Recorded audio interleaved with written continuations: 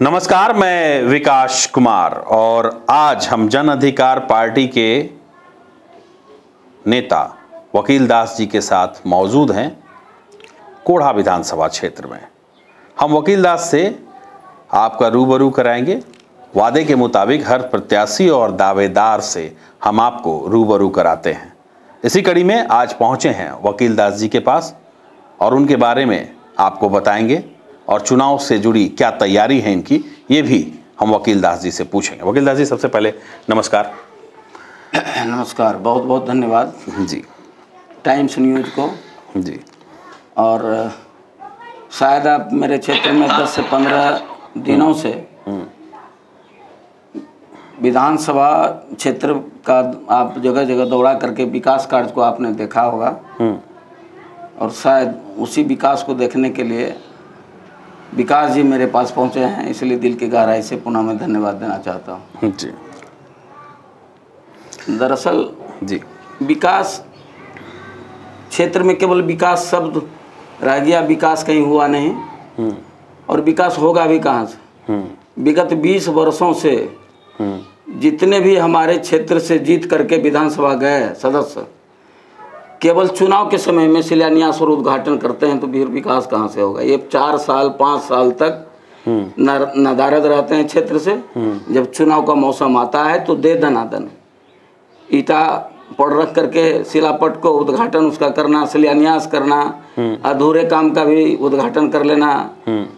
तो हमको लगता है कि हमारे नेताओं को, जो है हमारे विधानसभा सदस्यों को, उद्घाटन और शिलान्यास का शायद उनको ये पता नहीं है कि उद्घाटन की किसको कहता है, शिलान्यास कहाँ होता है। जबकि शिलान्यास जब कार्य शुरू होता है तो शिलान्यास किया जाता है, कार्य जब पूर्ण हो जाता है तो उसका उद्घाटन किया जाता है। यहाँ तो शिलान्यास की जगह पर उद्घाटन किया जाता है, तो विकास कहाँ से होगा। कहीं कुछ विकास नहीं है क्षेत्र में। अच्छा, वकील दास जी, जो वर्तमान विधायिका हैं उन्होंने क्या विकास किया है क्षेत्र में?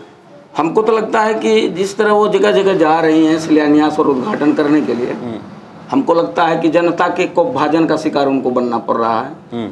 कहीं कहीं गालियाँ सुननी पड़ती है उनको, कहीं कहीं मतलब धक्के खाना पड़ जाता है। तो इससे जाहिर होता है कि जनता काफ़ी नाराज है और जनता की नाराज़गी को जब हम देखते हैं तो लगता है कहीं न कहीं वो नाटक ड्रामा कर रही है। 4 साल से, बिल्कुल 5 साल से नदारद रही क्षेत्र में। अब चुनाव का समय आया है तो शिलान्यास उद्घाटन कर रही है। इससे आपको स्पष्ट पता चल जाएगा कि कहीं कोई, इसके पहले भी सुनीता देवी थी, सुनीता देवी के कालखंड में भी किसी तरह का कोई विकास नहीं।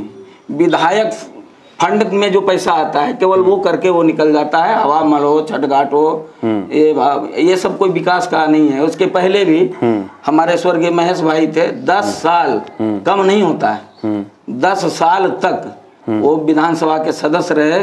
तकरीबन आज से लेकर के 20 साल तक हम देख रहे हैं कोढ़ा में किसी तरह का कोई विकास नहीं हुआ। अच्छा, कोढ़ा एक ऐतिहासिक जगह भी है, उसके बारे में आप क्या कहना चाहेंगे? बिल्कुल, एक कोढ़ा ऐतिहासिक जगह है, बहुत ही महत्वपूर्ण जगह है। आपको पता होगा कि भोला पासवान शास्त्री कोढ़ा विधानसभा क्षेत्र से जीत के गए और मुख्यमंत्री की कुर्सी को उन्होंने सुशोभित किया 2 बार। उसके बाद हमारे लोक जनशक्ति पार्टी का रामविलास पासवान जी भी पहला चुनाव शायद यहीं से लड़े थे। लीडर उनको बनाने का काम कोढ़ा की धरती ने किया। 2 कैबिनेट स्तर के मंत्री, स्वर्गीय विश्वनाथ बाबू, हमारे श्री सीताराम दास जी भी कैबिनेट स्तर के मंत्री को इस कोढ़ा की धरती ने पैदा किया। उसके बाद से कोढ़ा का जो नेतृत्व गया वो बाहर के लोगों में गया और बाहर के लोगों को कोढ़ा की जनता के दुख तकलीफ से कोई मतलब रहा नहीं। वो लगभग नदारद रहा, चुनाव के समय में आकर के जनता को दिग्भ्रमित करने का काम किया और वोट लेने का काम किया। हम लोग ऐतिहासिक धरती की बात कर रहे थे। हमारा सवाल यह था कि कोढ़ा एक ऐतिहासिक धरती है। जी, कोढ़ा ऐतिहासिक धरती है। आपको भी बता देना चाहते हैं विकास बाबू कि ये कोढ़ा विधानसभा क्षेत्र जो है 2 NH पर बसा है, 31 और 81 पर, और ये बीच सेंटर में है कोढ़ा। और कोढ़ा के 5 किलोमीटर दक्षिण की ओर गोंदवारा नाम का आज भी गांव है, जिसको जहां कालांतर में जिला कार्यालय हुआ करता था, आज भी गोंदवारा के पीछे जो बहियार है उसको कलेक्ट्रेट धार के नाम से जाना जाता है। ठीक 5 किलोमीटर के दूरी पर दक्षिण साइड ही एक नवाबगंज है गांव। माना जाता है कि नवाब का वहाँ शाही आवास हुआ करता था कालांतर में, मुगल काल के समय में। उसके बाद आप उत्तर साइड चले जाइए, 5 किलोमीटर की दूरी पर एक चथरिया पीर है जहाँ सैनिक छावनी हुआ करती थी। उसके बाद आप कोढ़ा चौक से, गेराबाड़ी चौक से जब मात्र 1 किलोमीटर आगे बढ़ेंगे तो लालू बाबू का जो पोखर है अंग्रेज जमाने का, वो पोखर है। उस पोखर के बगल में आज भी भवन अवस्थित है जो 3 स्टेट का, 3 राज्य का तहसील कार्यालय हुआ करता था, बंगाल, उड़ीसा और बिहार का। उसके बाद आप 5 किलोमीटर के पूरब की तरफ जाएंगे तो खेड़िया हाट मिलेगा आपको, अंतर्राज्यीय हाट उसको माना जाता है। तो अन्य जिले, अन्य राज्यों से वहाँ व्यापारी आते हैं और मवेशी आता है। तो कुल मिलाकर के इतना बड़ा ऐतिहासिक कोढ़ा क्षेत्र आज तकरीबन 25-30 साल से एक अदना सा अनुमंडल के लिए कोढ़ा की धरती तरस रही है। और जितने भी यहाँ लोग आते हैं चुनाव लड़ने के लिए, सारे लोग अपने वादे में शामिल करते हैं कि कोढ़ा से जब हम जीत के जाएंगे तो पहले अनुमंडल के लिए हम आवाज़ उठाएंगे विधानसभा में। लेकिन तकरीबन 20 साल से किसी की हिम्मत भी नहीं हुई विधानसभा में खड़ा होकर के कोढ़ा की जो मूल समस्या है अनुमंडल, उस अनुमंडल के बारे में किसी ने आज तक चर्चा तक नहीं किया। समस्या की तो छोड़ दीजिए, बहुत सारी समस्या है। समस्या है कि कोढ़ा विधानसभा क्षेत्र के अंदर फलका प्रखंड में एक मोरसंडा पंचायत है। मोरसंडा के पीछे वो कोसी, काड़ी कोसी है, और काड़ी कोसी जो है मैंने एक दूसरे इलाके को हमेशा अलग रखा है। अगर वो पुल का निर्माण हो जाए वहाँ तो बहुत बड़ा इलाका हमारे इस कोढ़ा क्षेत्र से उसको जुड़ जाएगा। उसके बाद भी आप चुरली घाट के बारे में सुने होंगे। हमारा जो है रोताड़ा और रजबाड़ा 2 पंचायत है, और दिघरी पंचायत का एक हथिया दिरा बहुत ही महत्वपूर्ण मेरा वो पंचायत है। और जब वो कोढ़ा मुख्यालय आता है तो तकरीबन 35 किलोमीटर दूरी तय करके वो सरकारी कार्य के लिए, अपने काम के लिए आता है। ये अगर चुरली घाट का निर्माण, ये पुल घाट पर पुल का निर्माण हो जाता तो हमको लगता है कि बहुत बड़ी समस्या का समाधान। कौन कराएगा पुल का निर्माण? पुल का निर्माण यहाँ पहले विधानसभा में जो जीत के जाते हैं उनको तो सरकार के सामने ये समस्या रखनी चाहिए ना। आज तक किसी ने समस्या विधानसभा में रखा ही नहीं, बोलने तक का हिमाकत नहीं किया है लोग। अच्छा, ऐसा क्यों? ऐसा क्यों? हमको लगता है या तो उसकी नीयत साफ नहीं है, इसलिए कि कोढ़ा की धरती के तो ये है नहीं, ये तो आए बाहर से। कोढ़ा की जनता की समस्या से इसको कोई लेना देना नहीं है, कोढ़ा की जनता के दर्द से इनको कोई लेना देना नहीं है, इसलिए केवल उनको चुनाव जीत करके विधानसभा में जाना है। अच्छा। इसलिए कोढ़ा को भगवान के भरोसे छोड़ दिया। अच्छा, एक बात बताइए कि वर्तमान विधायक के कार्यकाल को आप किस तरीके से देखते हैं? मुझे लग रहा है कि सुश्री पूनम पासवान जी वर्तमान विधायक हैं हमारे क्षेत्र के। अभी लगातार जो हम सोशल मीडिया के माध्यम से और इलेक्ट्रॉनिक मीडिया और प्रिंट मीडिया के माध्यम से मैं देख रहा हूँ कि वो छठ घाट के बारे में बार बार चर्चा करती है। मैंने छठ घाट का निर्माण किया, मैंने हवा महल का, ये कब्रिस्तान में हवा महल का निर्माण किया। ये 2 बात की चर्चा वो ज़्यादा कर रही है। पीसीसी वगैरह रोड सड़क का बात ये ज़्यादा नहीं कर रही है। इरले बिरले जो है ये कहीं ना कहीं पीसीसी का निर्माण किया है। ज़्यादातर ये छठ घाट का निर्माण किया है। वर्षा के पहले छठ घाट का निर्माण हुआ, वर्षा हुई, वो छठ घाट लगभग आधा से अधिक वो छठ घाट का विलुप्त हो चुका है, वो पानी में चला गया है। अच्छा। कुल मिलाकर के सरकार का यह पैसा का दुरुपयोग हुआ है। मुझे लगता है कि यह छठ का घाट जरूरी था, वो हिंदू धर्म के आस्था से जुड़ा हुआ चीज़ है। छठ घाट बनना चाहिए, लेकिन ऐसे जगह छठ घाट बनाया, इतना गहराई में बनाया, हमको लगता है कई छठ का घाट तो वो विलुप्त हो चुका है, टूट फूट करके चला गया, बर्बाद हो गया। तो कुल मिलाकर के पैसा बर्बाद हुआ।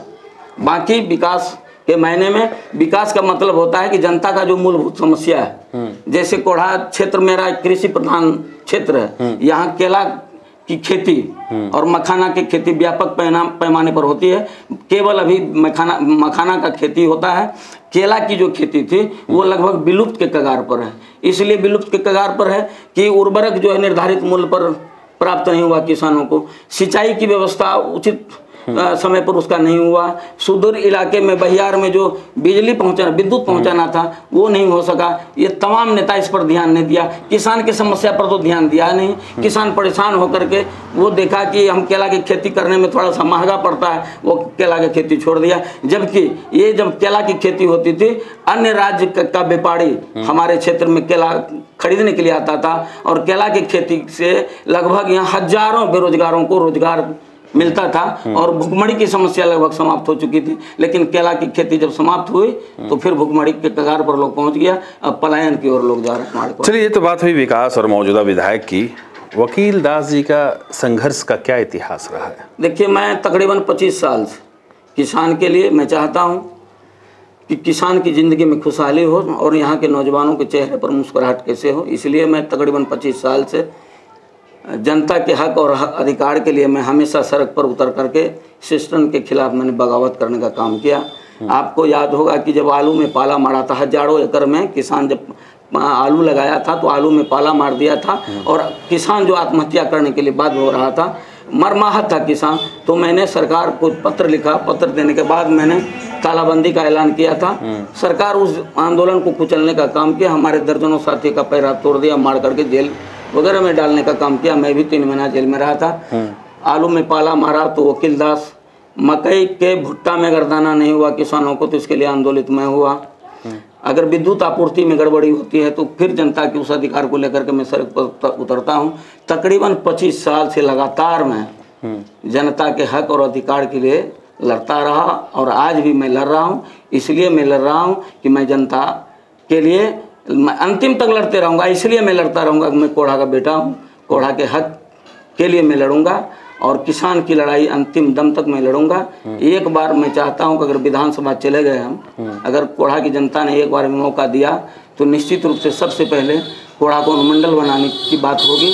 उसके बाद हमारे क्षेत्र में एजुकेशन, टेक्निकल एजुकेशन सेंटर का भी अभाव है, नहीं है। यहाँ के छात्र बाहर कोटा जाते हैं, कभी कहीं सिंदरी जाते हैं, कभी टाटा जाते हैं, कहीं दूर दराज में जाकर के जो शिक्षा के नाम पर जो उसका शोषण होता है। मैं चाहता हूँ कि कोढ़ा में एक डिग्री कॉलेज भी हो, एक टेक्निकल एजुकेशन सेंटर भी हो।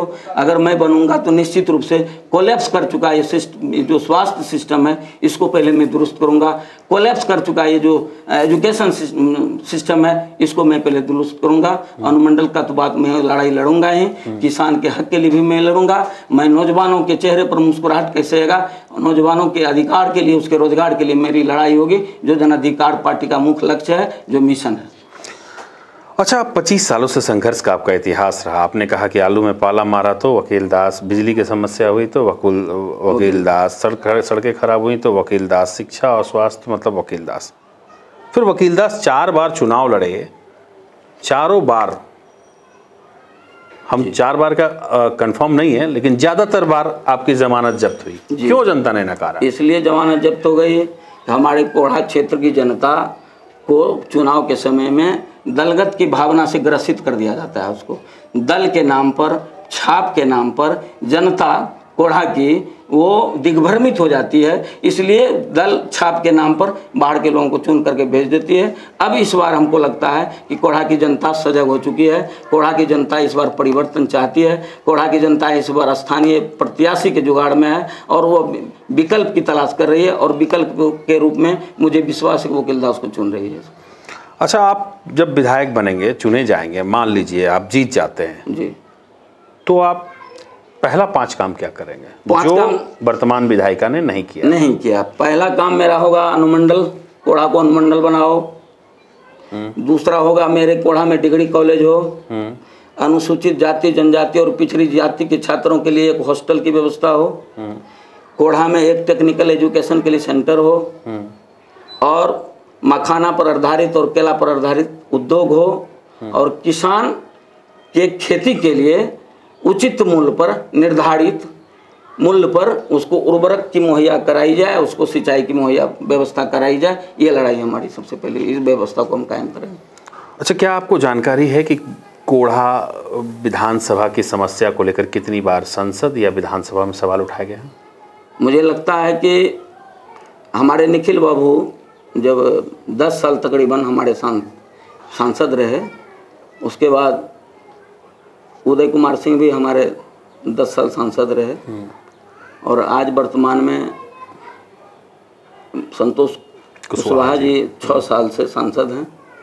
हमको लगता है कि आज कोढ़ा के प्रति किसी ने कोई जिम्मेदारी नहीं दिखाई।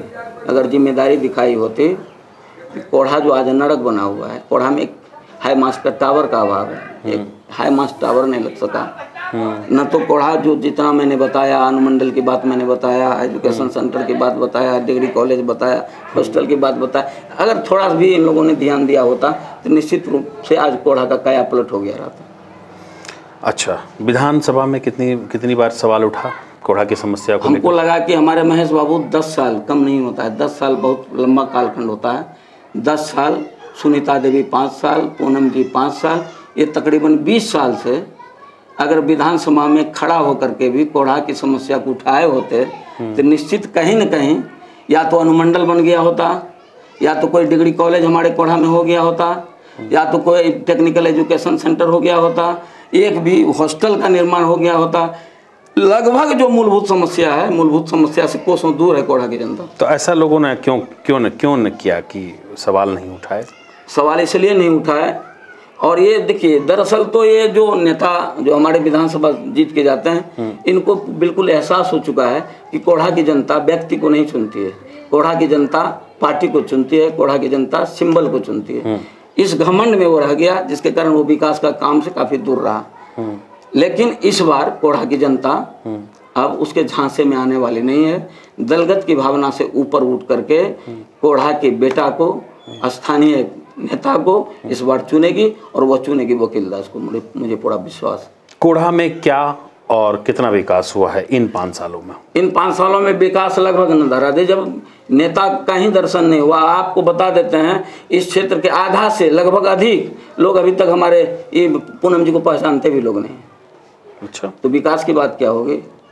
ये 5 साल के बाद अंत में चुनाव जब आया है तो आई है हवा महल और ये छठ घाट का उद्घाटन शिलान्यास कर रही है। इसके अलावा कोई किसी समस्या से इसको कोई मतलब नहीं रहा। कुछ सड़कें वड़कें बनी होंगी? नाम मात्र अभी भी सुदूर इलाके में लोग साइकिल से उतर के जाते हैं अपने गाँव, कभी साइकिल उस पर चढ़ती है तो कभी वो साइकिल पर चढ़ते हैं। आज दर्जनों गाँव ऐसे हैं जो उसका मुख्य मार्ग से वो अलग है, वहाँ तक सड़कों का निर्माण होना चाहिए, कलभट का पुल पुलिया का निर्माण होना चाहिए। आप जाकर के देख लीजिए, कहीं ऐसा कुछ नहीं है, केवल छठ घाट और हवा महल से विकास का ये ढिढोरा पीट रही है। वकील दास कौन है? एक साधारण मैं जनसेवक हूँ, जनता का सेवा करता रहता हूँ 24 घंटा। रात में भी अगर कोई मुझे 2 बजे रात में भी मोबाइल के माध्यम से अगर कोई अस्पताल बुलाता है कि रोगी लेके मैं आया हूँ, डॉक्टर साहब नहीं है, तो दौड़ के मुझे अस्पताल जाना पड़ता है। चाहे वो किसी तरह की समस्या संकट में होता है, वकील दास को याद करता है। वकील दास को जाने में जितना समय लगता है, बस इतना ही मैं हाजिर होकर के उसकी सेवा करने का काम करता हूँ। ये मेरा फितरत है, मेरे जीने का स्टाइल है। यही वकील दास है? जी, यही वकील दास। चलते चलते कोढ़ा की जनता को क्या संदेश देना चाहते हैं? मैं कोढ़ा की जनता को संदेश देना चाहता हूँ कि मैं आपका बेटा हूँ, मैं आपका भाई हूँ। जिस तरह तकरीबन 25 साल से निस्वार्थ बिना लाग लपेट का मैं आपके लिए लड़ाई लड़ते आया हूँ, अंततः जब तक इस शरीर में जान रहेगा, एमएलए बनूं या ना बनूं, मैं आपकी लड़ाई लड़ता रहूँगा। मैं जनता का सेवा करना चाहता हूँ। मैं नौजवान के अधिकार के लिए लड़ना चाहता हूँ, उसके रोजगार की बात मैं करना चाहता हूँ, किसान के हक और अधिकार की मैं बात करना चाहता हूँ। इस हक और अधिकार के लिए वकील दास को अंजाम की चिंता किए बगैर हमको जितनी मशक्कत करनी पड़ेगी, कोढ़ा की जनता का मैं सेवा करता रहूँगा। लेकिन कोढ़ा की जनता से मेरा एक बार मात्र निवेदन है, एक बार मुझे विधानसभा पहुँचाइए, उसके बाद मैं बता दूंगा कि कोढ़ा का सेवा कैसे किया जाता है। कोढ़ा की जनता मेरे यहाँ नहीं आएगी, मैं सिस्टम लागू करूँगा, मैं जनता के पास खुद पहुँच करके उनके कष्ट को दूर करने का काम करूँ। चलिए, ये थे वकील दास, जो जन अधिकार पार्टी लोकतांत्रिक के नेता थे, जो कोढ़ा विधानसभा क्षेत्र से इस बार चुनाव लड़ने जा रहे हैं। ये पहले ऐसे प्रत्याशी हैं जिनका टिकट कंफर्म है और ये चुनाव लड़ने जा रहे हैं। आज के लिए मुझे, दीपक और इमरान को दीजिए इजाज़त। नमस्कार।